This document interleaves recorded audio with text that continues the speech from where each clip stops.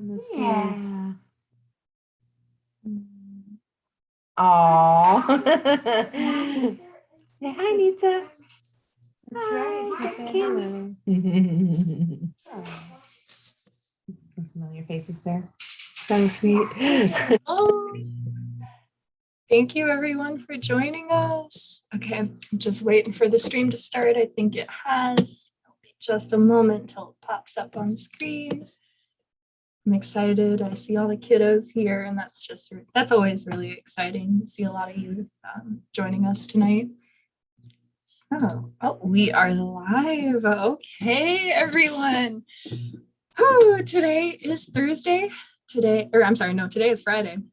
But you see where I'm at today. So today's Friday. It's 6 p.m. and we are here on day 5 of Blue Jay. My name is Natalie Giazzo. I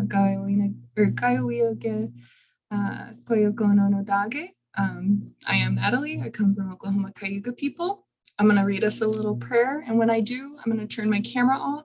And then I'm going to say the prayer. And then I'm going to say it again in English. And we'll move forward with everything. So, Swagwego, Swadonsios Nigai Waka. Dead Wadanaho ne Ongwasoa. Dead Wadanaho ne Echinoha Ojade. Dead Wadanaho how de yo weno rage Honaguatratni. Dead Wadanaho ne Wayaniota.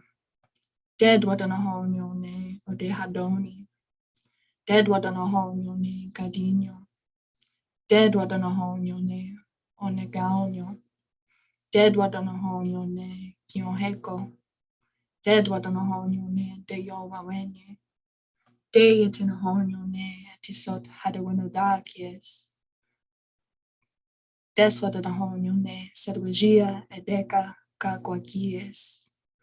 De yetinaho ne etisot hasoheka ehnidakies. De yetanaho ne ojisodasia. De yetanaho ne kie nio wedage hario ageno. Des wadanaho ne songwayadiso. Danato nagakweni ike akakieda ganahono. Danato. Everyone listen for a little while. The people, we will greet each other. We will give thanks to our mother, the earth. We will give thanks to the weeds and medicines. We will give thanks to the hanging fruits, and we will give thanks to the trees. We will give thanks to the animals, and we will give thanks to our waters. We will give thanks to our sustenance, and we will give thanks to the stirring winds. We will give thanks to our grandfathers, the thunderers, and we will give thanks to him, our elder brother's son. We will give thanks to our grandmother moon, and we will give thanks to the stars. We will give thanks to the 4 heavenly beings, and we will give thanks to him, our creator. That is all for which I was going to give thanks. That is all. Thank you everyone for joining me here. I'm very excited to be able to just move forward with this Blue Jay event. It's been a long process, and I'm really glad to see the fruition of it thus far. So just a reminder as to what Blue Jay is. This is not at Ilihi Fund's annual autumn event. We're about arts, we're about community, we're about connection, and we're about culture. And this year, because of the ongoing pandemic, it does look like an online festival. We have several panels, several storytellers, and then tonight is our Indigenous Leadership Awards. We do also have a sponsor for the first time for this event, which is the Seattle Foundation. So big masi, big thank you for their help in putting this on. So today I'm going to introduce to y'all the people who the Na'a Ilihi Fund board and staff find to be leaders in our community. I do want to say a little bit about the process before I go on. We were talking, and we were thinking, and we were having these deliberations earlier in the year about, who do we think, who are we going to nominate? And one of my coworkers pointed out to me that, we can nominate anyone, but just by virtue of adults and elders having lived longer, they have more great, wonderful stuff to be nominated for. And so this year we were thinking, let's do something a little different. let's do something we haven't done before. And so this year, what we're going to be doing, or what we have done, is we have an elder, we have an adult, and we have a youth. Unfortunately, the youth is running late, but we do have the adult and the elder. And so, yeah, I'm just very pleased to be able to introduce them to you tonight, or well, have them introduce themselves, I should say. So Tana, how about we start with you? Who are you? Where do you come from? What work do you do? Thank you, Natalie. My name is Tana Sanchez. I'm Shoshone Bannock, Ute, and Kumukuro Pariso, which is a non-federally recognized tribe from Texas. In my real-life job that pays the bills, I am the Director of Family Services for the Native American Youth and Family Center. So I manage programs for our Native community here in Portland, Oregon. And those are foster care, aging and disability and veteran services, early childhood programs, and domestic violence programs. So lots of stuff under those little things right there. And in my other job, I get to be the state representative for House District 43, which is in North and Northeast Portland. So I would actually have this amazing job of being able to create law in the state of Oregon. It's really kind of cool. Wonderful, thank you. Cami, who are you? Where do you come from? What do you do? Hi, hate tu washte mi takiapi, petu de chante washte anape choose a PA. Cami Goldhammer, Makiapi, Damakota, Sisituan, Wapetuan, Hamacha, Seattle, Edwa T. Good evening, my relatives. I'm so happy to be here. I come to you all with an open heart and hands. My name is Cami Goldhammer. I am Dakota. My tribe is Sisseton Wahpeton, and I am a grateful guest of the Duwamish people, also living in Seattle, South Seattle, Hudson Street. So, and I'm just, I'm so happy to be here with you all, with and being community, especially with everyone with Naha Ilihi Fun and Tana in Paradise. I'm just happy. Anyway, so I am a clinical social worker and a lactation consultant and a full spectrum Indigenous doula. And I do a fair amount of work nationally in the realm of maternal child health, specifically in Indian country.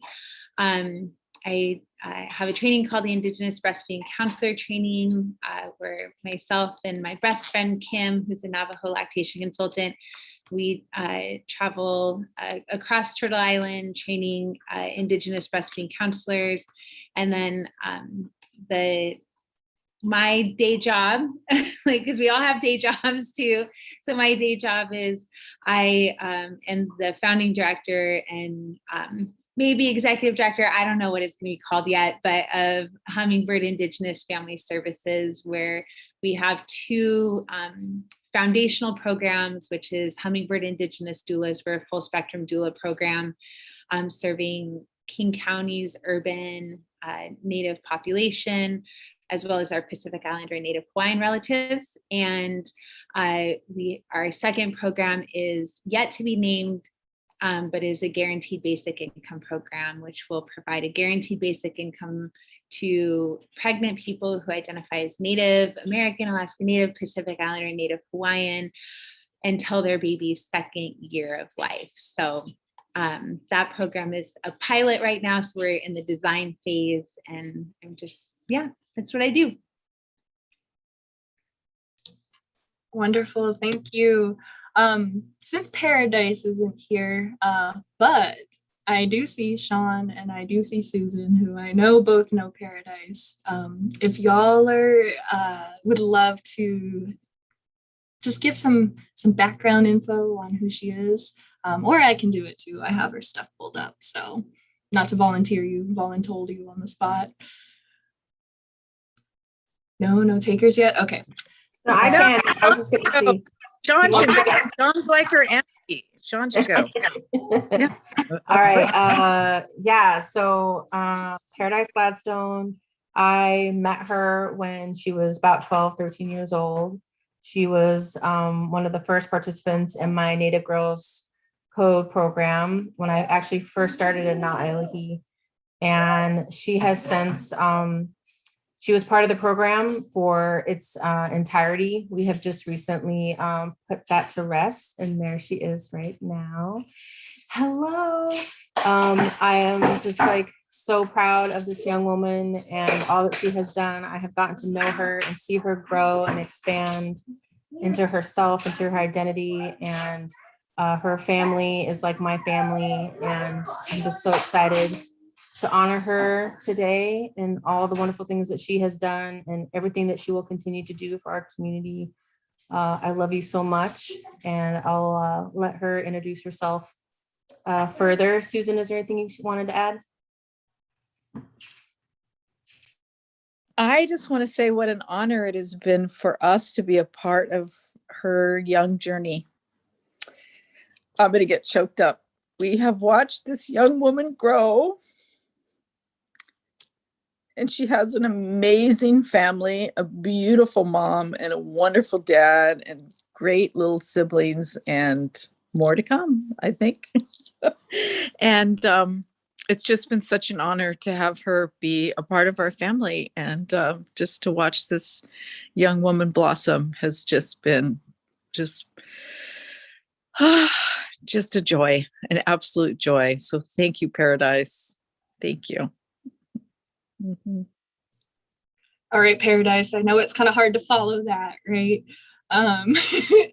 But so why don't you just tell us a little bit about yourself and what work you're doing now? Who are you? Where do you come from? And what good are you doing? Yeah.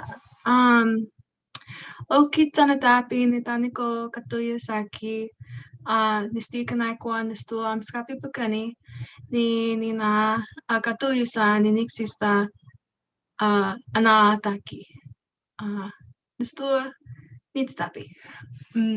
Hello everyone, my name is Paradise Gladstone. My Blackfeet name is Katuyasaki, which translates to Sweet Pine Woman. I am the daughter of Alex Gladstone in memory, Gardapi. I am Blackfeet and Kainai blood, Kainai blood band from Southern Alberta, Canada. I'm currently in my second year of college. I am a global studies major with a minor in public affairs and critical race studies. I think that covers everything. I'm also an eldest sister. I'm also first gen. A couple other things I can't think of. But the work that I do right now is really centered around creating a space for Indigenous students here on my college campus. My university really likes to parade around the amount of POC students we have on campus, but doesn't actively work to retain those students or provide support for those students. And so a lot of the work I'm doing is trying to create a space, trying to create an inviting space for Indigenous students that can continue after my time here, so that I can build another home for my future Indigenous scholars too. I think that goes over everything, but yeah, nice to meet you all. Thank you, Paradise. I was hoping you'd mention that because I was ready to if you didn't. I think it's wonderful work you're doing out there. So the way we're going to hold this tonight, I will have a couple questions that I'm going to be asking Tana and Cami and Paradise. If anyone in the chats, whether that's on YouTube or on Zoom, has a question, feel free to drop it in the chat. We want to hear from you all. And with that, I'll start with our first question.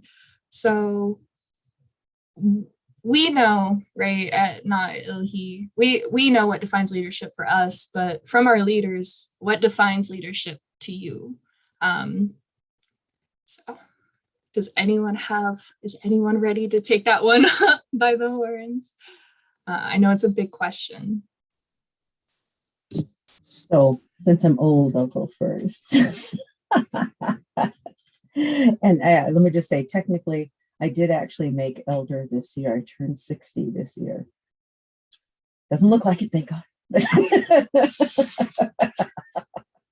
I did actually turn 60 this year.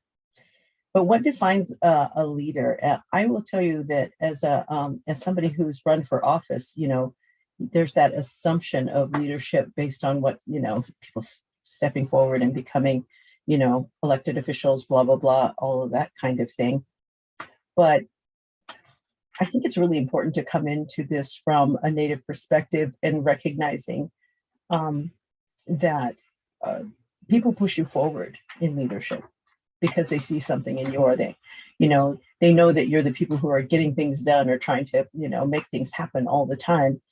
And I think sometimes because, my job as not just a Native woman, but as somebody who's innately a social worker and a social worker, my job was to make sure that the people were taken care of and that they had everything that they needed.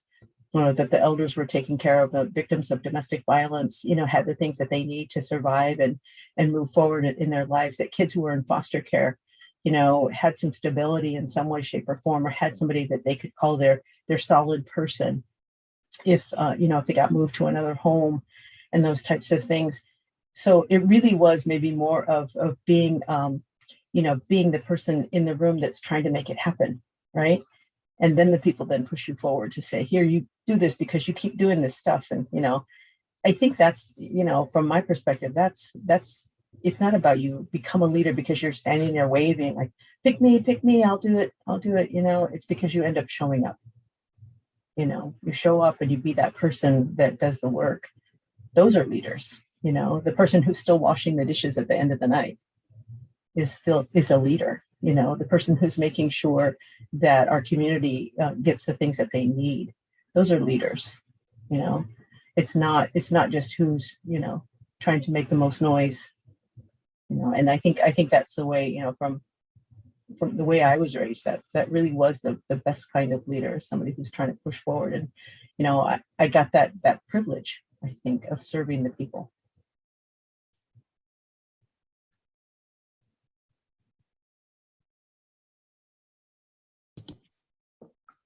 Can I just say ditto? No. What she said. No, that's what I said. Yeah, I mean, I really do completely agree. I think of, there's certain roles and words that we shouldn't and don't have the power to put on ourselves. And I think of leader as one of them, right? Like that's a role that you are given by your community and the community that you're privileged to serve. And I know for me, I've been reluctantly pushed into almost every role I've ever been in, like very, very reluctantly, in a lot of ways, and not feeling like you're the right person or it's the right time, or that there's someone better. And so I think that, I completely agree with what Tana said, that this is, it is who serves, being an active service to the community. And I think that is uniquely Indigenous, or, maybe unique to other BIPOC communities, but it is definitely not the mainstream way of looking at leadership, right? Like, because that it does tend to be the, when we think of like mainstream colonized, dominant culture ways of leading is just so different than the way we see it. So like I feel like I can look at all the leaders, like I'm looking at so many right now, on this Zoom, and seeing your faces of just folks that have done the work and are trusted and loved by the community, and that folks go to and know that they'll always say yes, right? And I think last night when we talked, they said like it's such a privilege to be able to say yes to your community. And I'm always grateful to be in that position. So.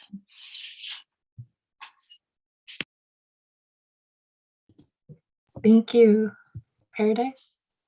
do you have anything to add? Yeah. I feel like my thoughts on leadership are really similar to both Tana and Cami. But a while ago I had defined leader, or like when I thought of like leaders and stuff, I would always say that everyone has like a leader in them, you know, or that everyone is a leader in some aspect. And I still think that's true, but I think some people have a larger capacity for leadership than others. And for me, I guess leadership is the way you walk, the way you carry yourself, the way you act or behave, even when like no one's looking at you. It, I feel like to a certain extent, it is a way of life, because it is showing up for people. It's being there when others aren't, and it's helping represent people who often go unheard. Yeah, that's my piece. Thank you for sharing. I like what you said about, folks have different capacities, and that's the beautiful part about being in a community. Each member has a role. There's some leaders, and there are a number of followers who are happy to serve their community under a good leader, right? So this work of leading, we know it's hard, it's rough, sometimes you do things you don't want to do, and sometimes you get results you don't want. So when that happens, what keeps you moving? What grounds you in doing leadership kind of style work?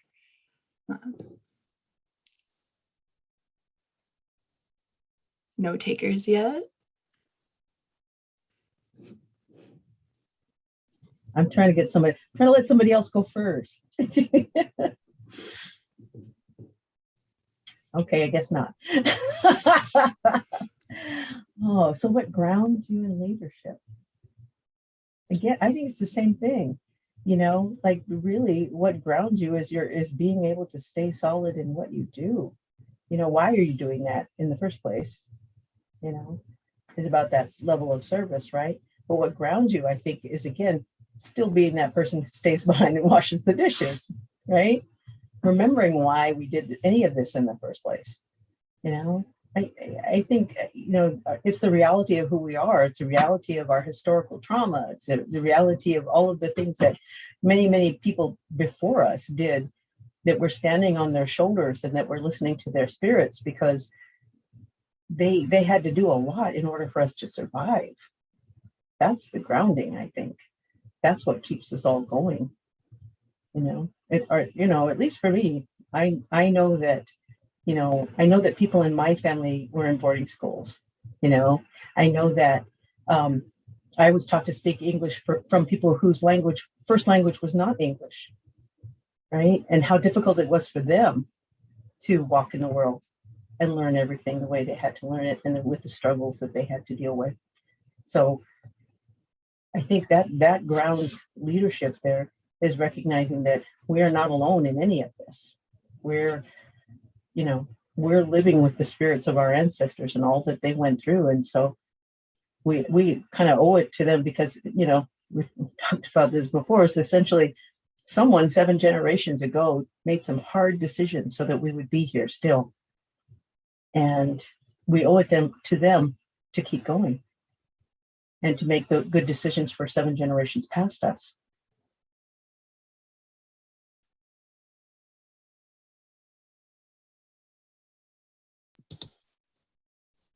I'll go. Yeah. Yes.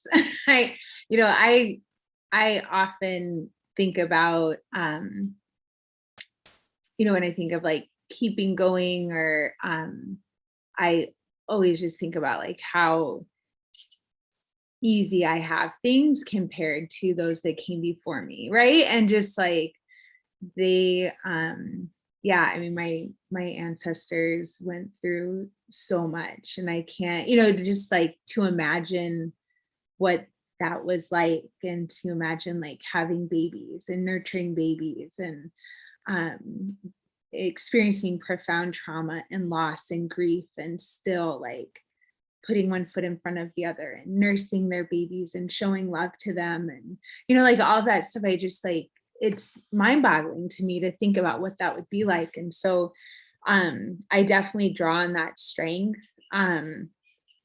Also just from like a practical thing that I personally do to stay grounded is I still see families one-on-one. Like I think,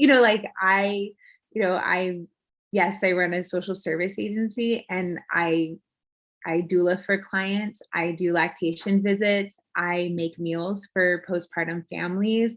Like, even though I think as we move up and as administrators and move into those admin roles, we get further removed from that just like day-to-day work that our staff does, that, folks do. And I find like, that's what gets me excited. Like, you know, I'm not lying when I say I was reluctantly moved into this role by my community, and I've accepted that. And it keeps me really grounded to still like spend a Sunday making salmon soup and wild rice salad and a blood builder, syrup, and bringing that to a family that just had a baby, and that is like such important time, and spending a couple hours with that family and welcoming that new little relative, that really helps me to stay grounded in the work that I do. And, and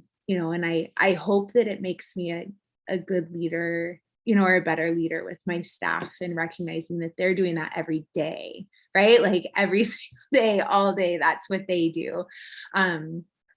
So that's, again, just kind of a practical thing that I do. But I mean, deep down, like Tana, I'm a social worker, I'm a clinician, like that's where I'm at. And so that's always going to be what makes me happy and gets me excited, is working in community and being on the ground, on the front lines as much as I can. But also recognizing that I have gifts elsewhere too, and that I need to use those. And make room for other folks too. So.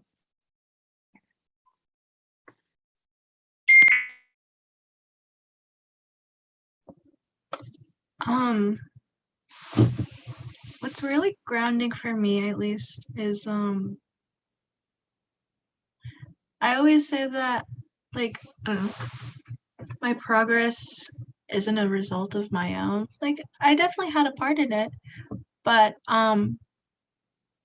like the weight that I carry on my shoulders when I walk into a space, as the only Indigenous female scholar, quite often, it's not like I'm not alone, I'm always surrounded by, well, not like physically, but I always have the support and love and care from my family, from my mentors, from my supporters, from my friends, and all of my relations really. I like to say that like my steps aren't as deep as like my weight, but they're the combined weight of like everyone who's helped me on my path. And so that like my steps are not my own. I got a whole group of me. I got a whole group of everyone trucking along with me. So I don't know. I always just remind myself that I'm not alone in all of this, and that it can get overwhelming. But at the end of the day, like I have the capacity for this. If I don't, then I don't. But at the moment, I do, and so I'm gonna make the best. I'm gonna, use the best out of what I got. And you know what? I can vouch for what Paradise is saying about they're never alone in this work. I'm looking at the YouTube chat right now, and people are blowing it up. They're happy to see you and happy to hear you talk, and happy to hear everyone talk, of course. But they started out coming here for Paradise, it sounds like. So each of you have talked a little bit about what keeps you moving, and it sounds like, in a way, it's community, and knowing that other people have led before you, so you can kind of follow their footsteps in a way. And so is there anyone that y'all look up to, whose footsteps you're trying to follow? Who inspires you? And then are there any leaders, you know, around you that you really, I guess, want to give a shout out to or you want to mention?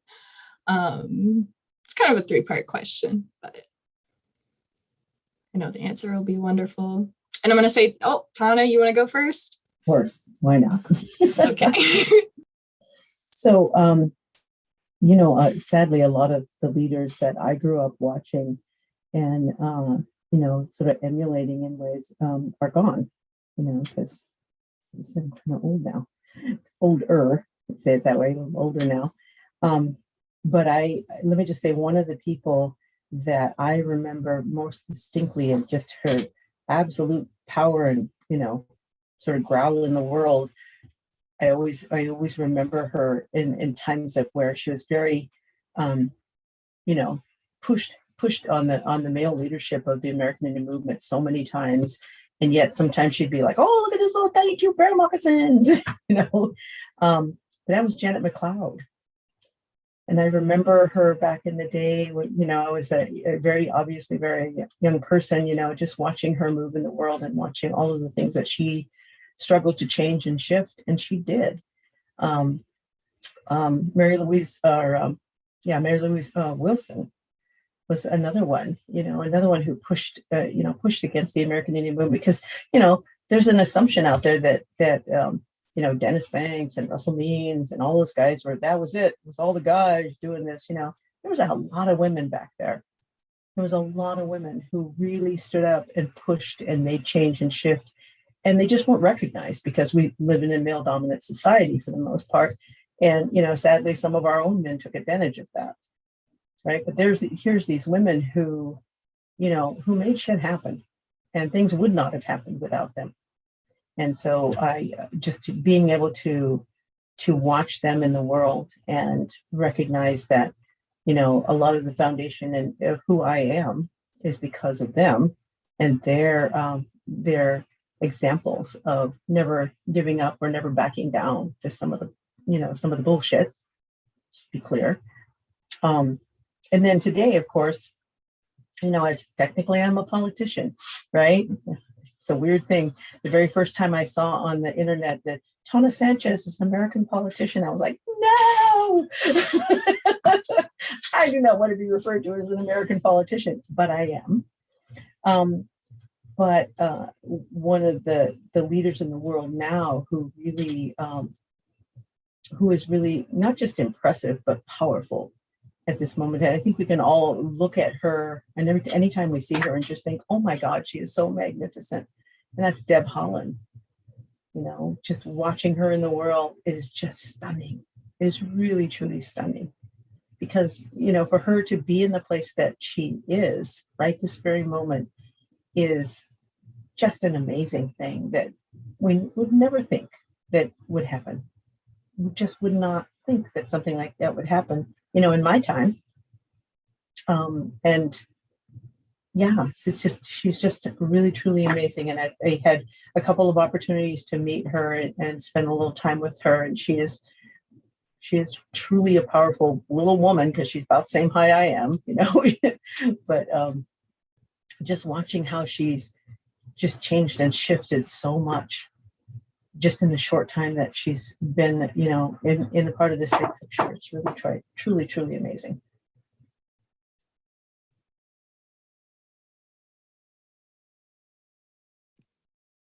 Yeah, I mean, I could name so many folks that have had an impact on me over the years. I was just last night, the group of us spoke Paradise and Tana and Natalie and myself, and Tana and I learned that we went to the same college, and I was, reflecting on Rose Hill, who was the native student advisor there. And, I've definitely talked about her in my years, like when I've talked about being a first generation college student and the impact that she had on me in the Native Student Center. But just, I definitely want to lift up some of the birth work, a lot of the birth work that's happening in the Indigenous community in a minute. But, that like, there's so many examples of folks like Rose or other, like it is women for me all the way. Like I can't even count the number of women that have impacted me. And it's interesting, this is a little bit of sidetrack, but I'm listening to a podcast right now that's led by two Black activists, organizers in the movement for Black lives. And today they were actually talking about the women behind, the civil rights movement that never get the props that they deserved, that it was, and not to, of course, diminish the work that folks like Malcolm X and Martin Luther King did, and, other leaders, but that it was women that ran that movement and did all of that work. And, we of course hear about Rosa Parks, but I just, I felt so ignorant listening to that, realizing how that is such a huge gap in my knowledge base, right? And thinking about, here's, education that I received through mainstream American school system that still like uplifted patriarchy and, silenced Black women. And so anyhow, that's just, we saw that happen in the American Indian movement. And again, like listening to him, like, oh, of course this happened. Like, how could I have not? Of course this happened. But there's just really amazing work happening in the birth community. I think Paradise's mom, Memory, and I know Memory's on here, like Memory was, especially was and is like the OG of Seattle birth work. I mean, she was a breastfeeding peer counselor and a doula for Open Arms, and still works at Open Arms. Memory, you can correct me, but I feel like I met you at least like 12 years ago. And you were in this work. And so, I definitely like want to honor Memory and her work here and the foundation that she laid in Seattle for us. Some of my mentors and teachers that I just, love so much are Millicent Simison from Minnesota. She runs Miwaja, which is located in Bemidji, Minnesota, and they provide doula and midwifery and lactation support to Indigenous folks, in the communities that surround Bemidji. Beth Earl is an Indigenous midwife who's Potawatomi from Michigan, who I consider a teacher and a leader and, a guide in the work that I've done. And then there's just so many peers that I'm so grateful to be doing this work along to within the Native community. So I know you all got to hear from Lena Jacobs in the Alaska Native birth workers community, but her sister Margaret, and then Akpik and Abra and Stacy, who are the founding members of the Alaska Native birth workers community, are just incredible. The Navajo or Dene Breastfeeding Coalition, and Doula Collective led by Amanda Singer, or Inez, Krista, Changing Woman Initiative, led by Nicole Gonzalez. And then, there's just, I could just go on and on. I wish I had like all the time in the world to lift up that work, but I'm thinking too of Melissa Brown and Candace Newman, who are my sisters from Winnipeg, who run Zagidawin, which is the Indigenous full spectrum doula training. And so they're just, amazing. And of course, Rhonda Grantham, who's our local, one of our local Indigenous midwives, is Cowlitz. And so it's just a really exciting time to be doing this work. And I'm so grateful to be able to be in community with so many amazing Indigenous birth workers. And exciting. Like I just keep, it's so cliche, but I literally wake up every day and I'm just like, it's a good day to be Indigenous. It's a good day to be an Indigenous, like lactation counselor, consultant, and doula. And it's such an honor to be able to work with folks. And, 10, 15 years ago, when some of us first started doing this work, we were all alone, right? Like it was just, we were just kind of like floating out there, and it just feels like a movement that's happening within our communities, of reclaiming our birth practices and our traditional foods, starting with human milk and laying that foundation for future babies. So, yeah.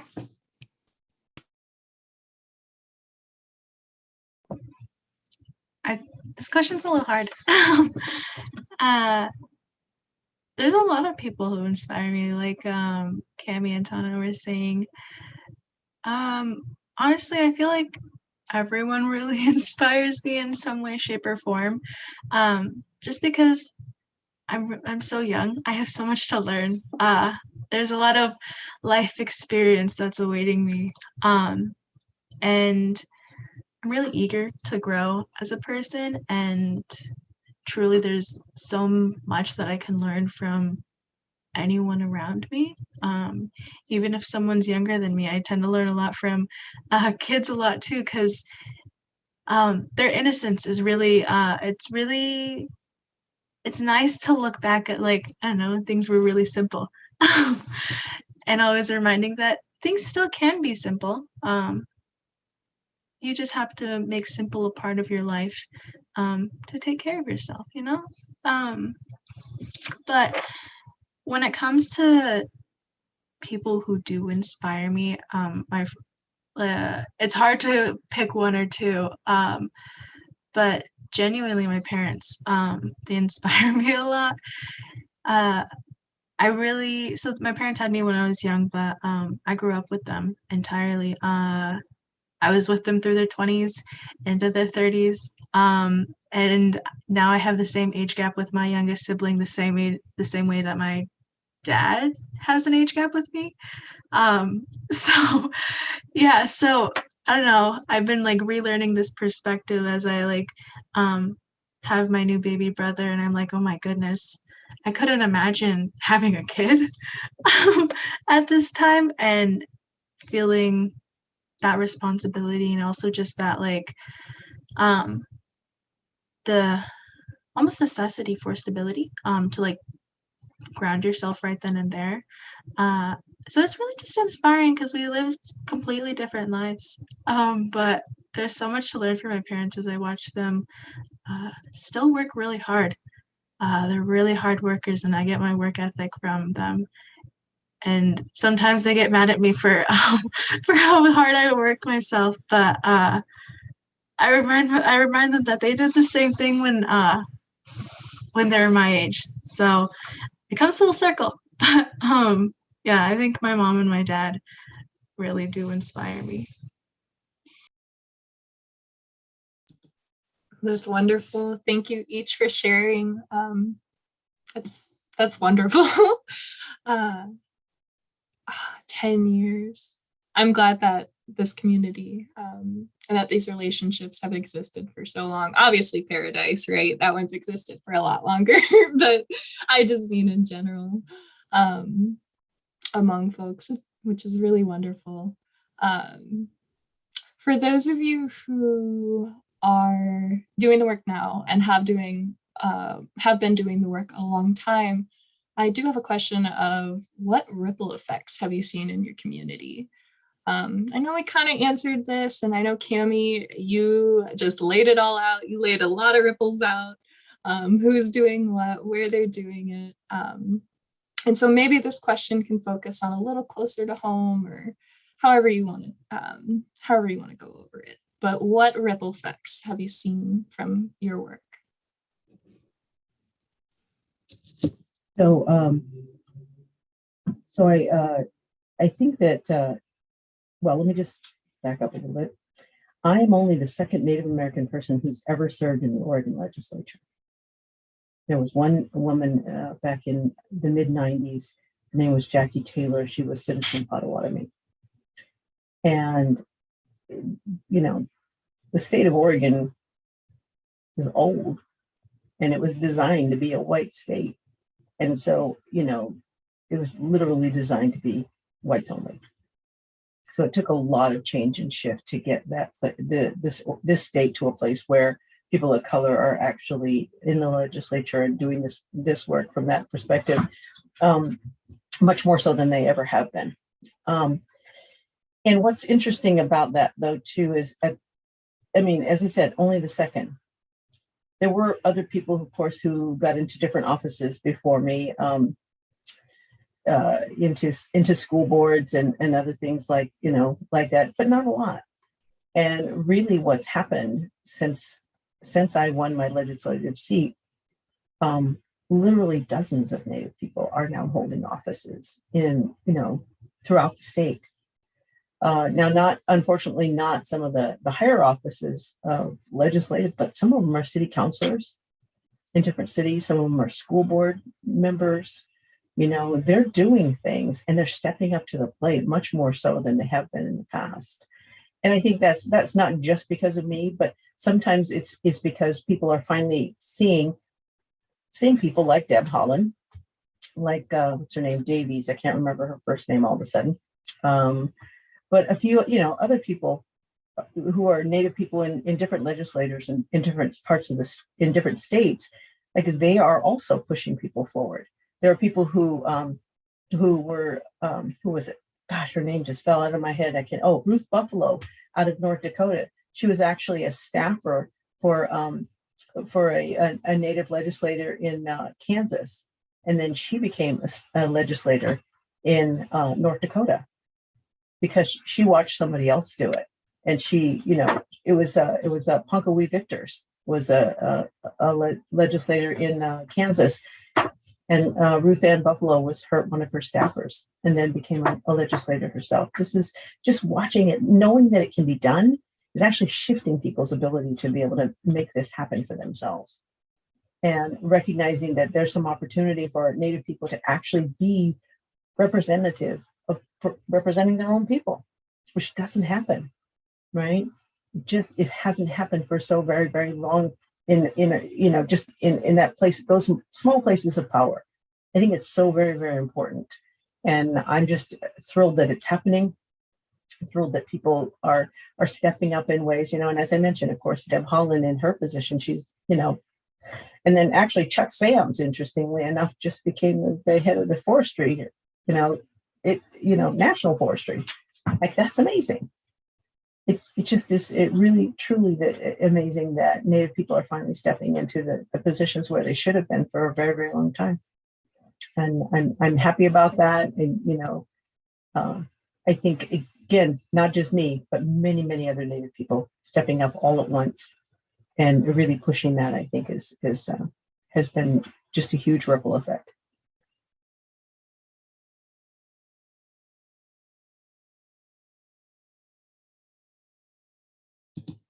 Wonderful. Cami or Paradise, do you have anything to add to that question?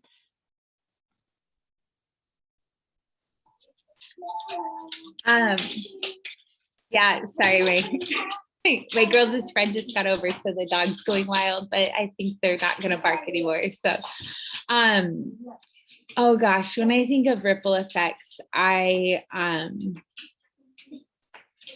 definitely see them. You know, it's hard to yeah, it's pretty amazing to see. I mean, just in you know, my Indigenous breastfeeding counselor training, we've trained since late fall of 2017 over 330 Indigenous breastfeeding counselors. You know, that's 300 Indigenous people that now, you know, have the traditional knowledge that was their birthright, that they deserve to have. It should have been passed down from generation to generation. And now they can serve their community. And that will result in more Native people breastfeeding and providing that first food to their babies. And, it's just, you see that cultural shift. When I think about our doula program here, with Hummingbird Indigenous doulas and the ripple effects of the families we've served. I mean, we have 100% breastfeeding initiation rate with all of our families, compared to 70% of native people choosing to breastfeed and, like when they have their babies. And so we're at 100%. We have a 90% vaginal birth rate. 90% of those are unmedicated. 35% of our families are choosing out of hospital births and choosing to deliver with midwives in their homes or in birth centers. Like that kind of stuff, it has not just like a ripple effect within a family, but it changes and normalizes birth and how you feed a baby for the family, for that entire family system. And I think about, I'm the first to breastfeed in my family in 4 generations, and none of that was chosen, right? It was boarding schools and relocation and the child welfare system. And by the time I got to my parents, they just, they say it didn't even cross my mind. Like it, that cultural knowledge of breastfeeding as a traditional practice was gone from their memory. And I was the first grandchild to have a baby in my family, and everyone, and I breastfed for a long time, and I'm not a modest breastfeeder either. So I, breastfed anytime, anywhere for years, for 8.5 years straight between my girls. And every baby that's born after us after my girls has been breastfed, that it's changed the cultural norm within the family. And our children will benefit from that forever. Statistically, I hope that it, changes the diabetes rates within our family and the heart disease rates and the cancer rates. And, and that's just going to trickle down out from generation to generation. And so I love to think about ripple effects. When I was in social work school, I was told like, never expect to see change, with like the family, like the people that you're working with, like this is a long game, right? Like you are planting seeds, and because it's easy to get burnt out if you're expecting kind of like a family to heal with your work, like with everything you do. It's a lot of pressure to put on a person. But if you think of it as planting a seed and thinking about how that's going to impact their families. And then of course, like, just thinking about time is cyclical, that we also are impacting the generations that came before us, right? By having our babies in a good way and loving them and nurturing them and hugging them and kissing them and being healthy, that changes the markers on our genes, the trauma markers on our genes that were passed down to us, right? Like we are literally healing our ancestors. And so I don't know if there's like such thing as a reverse ripple, but like we think about that, but I just, it's pretty amazing to kind of see the reach and how that's benefited the community. And then of course, just like this like leaderful movement that we're seeing within maternal child health throughout Indian country is really exciting to see. And I definitely see that as a ripple of, not just my work, of course, but the work of all of us that have been doing this. So.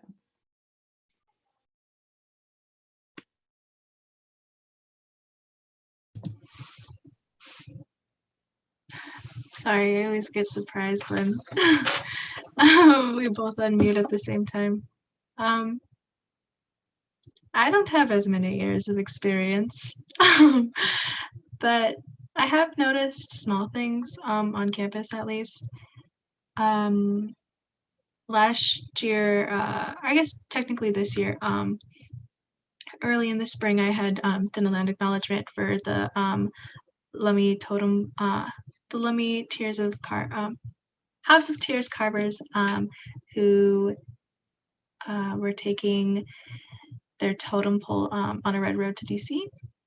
and I had done a land acknowledgement, and I done the land acknowledgement, and I had put a lot of time and effort and a lot of research into making sure that it was genuine. I wanted to do it in a good way with a good heart. And since then, there have been more land acknowledgements on campus. Currently, I'm trying to get my school to actually put out an official land acknowledgement on their webpage.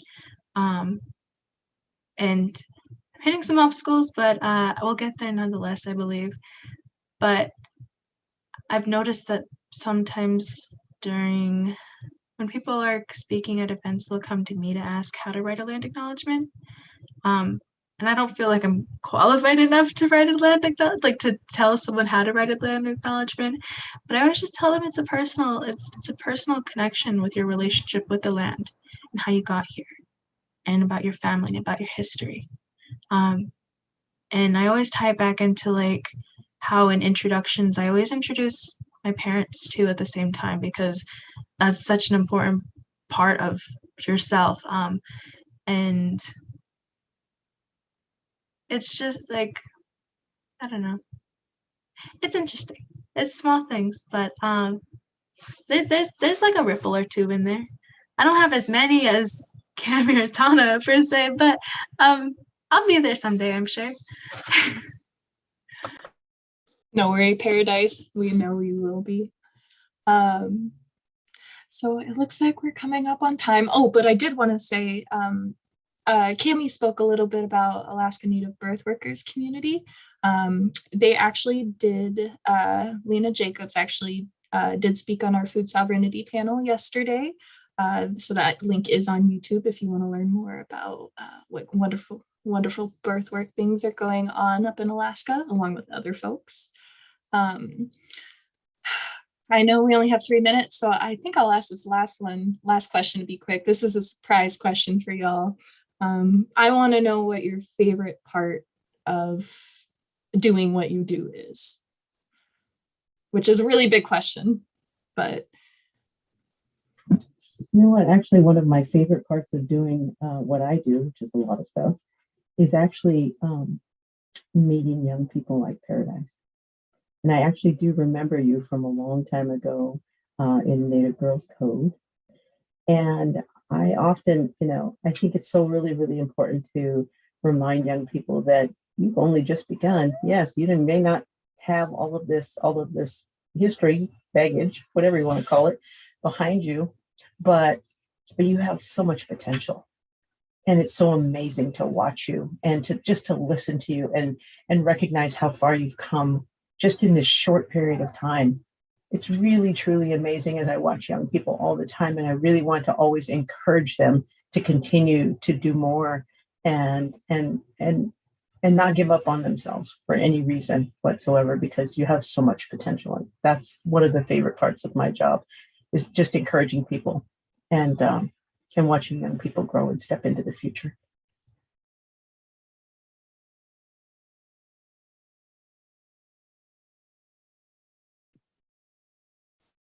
I have so many favorite parts. I'm like someone that literally is, anything I'm doing is my favorite thing ever. So like the last movie I watched is the best movie I've ever watched. Like I'm just like that. So yeah, it's hard to pick one, but honestly, like one of my favorite things, especially kind of thinking about breastfeeding or doula work and working with new families, is being able to reflect to a parent what their baby sees in them is one of my favorite things, and just like so many times in our community with Indigenous moms and, and parents, like we're not, we don't get a lot of messaging about what incredible mothers we are, parents we are, and how powerful and sacred and amazing we are, and how perfect we are just by being our own Indigenous selves. And so it's hard for parents to see that in themselves, and especially if they, kind of navigating through a mainstream medical model, like they come out feeling even more abused and, you know, like more just bad about themselves. But I always like look at babies and see like how babies look at their parents and, you know, and just like how beautiful it is and being able to reflect that back to parents and see the way their babies look at them and recognize that like your baby thinks you're the most beautiful person in the world. Your singing voice is the most beautiful singing voice in the world. The way you dress is the best, like you're the best dressed person in the world to that, like everything about you is perfect. And I think that I love that. And I'm addicted to oxytocin. So I just love smelling babies. So there's that too.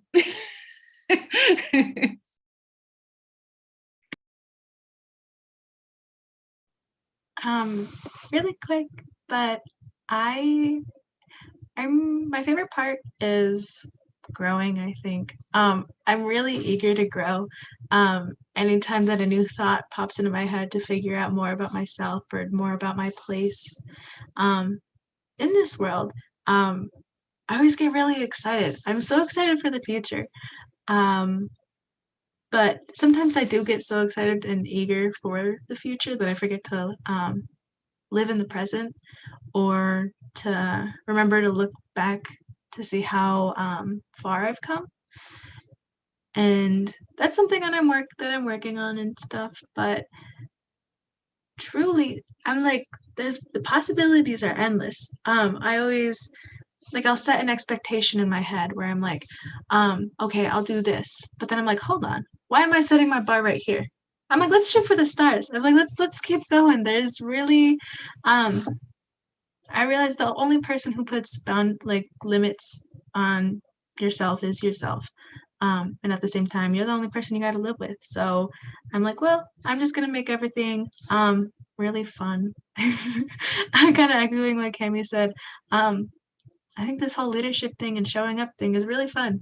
It's fun to be there. It's fun to see change happen. It's fun to talk. It's fun. It's fun to make discourse and to really just make an impact. Yeah. Wonderful. Well, I don't know about you all, but I have had a wonderful Friday night here with you each. I'm not gonna lie, I probably wouldn't have spent my Friday night any other way. So I'm happy to be here. I'm happy you all are here, whether you're watching now, whether you're watching later. I want to respect time. I know we're a little bit over, so thank you everyone for coming tonight. If you want to learn more about Na'ilihi and what we do, you can go to our website at na'ilihi.org. Tomorrow is our last Blue Jay event. Oh my goodness, I can't believe we're here. It'll be at 1 p.m. We're doing a short listening session so we're going to be listening to a podcast that some of our youth put out. So if you want to hear more about what the future might look like, we'll be talking about homelands and what that means to the folks in the discussion and then the folks in the podcast. So with that, I will let you all go. I hope you have a wonderful night and stay safe, stay warm, all that good stuff. I'm going to go ahead and end the stream. Thank you, Susan. Thank you, Sean. Thanks, everybody. Thank you, Tana. Thank you, Tana, for all the years of leadership. And Yeah. thank you, Cami, for being so bold.